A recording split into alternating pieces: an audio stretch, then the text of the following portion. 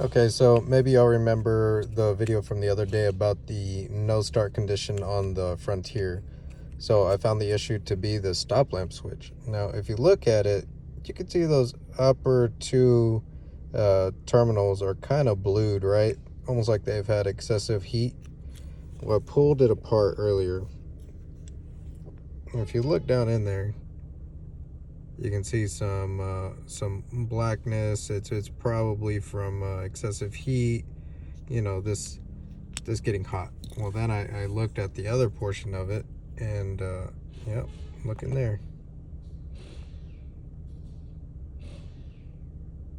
Try to focus here. So that right there would create our no start condition.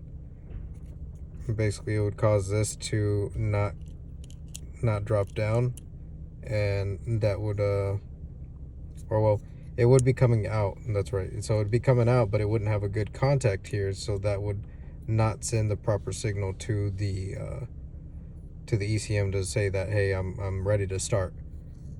So little stop lamp switch here caused our no start condition, and drained the battery, because that's showing that it's not fully seated. That means that the stop lamps are going to stay on and cause a draw.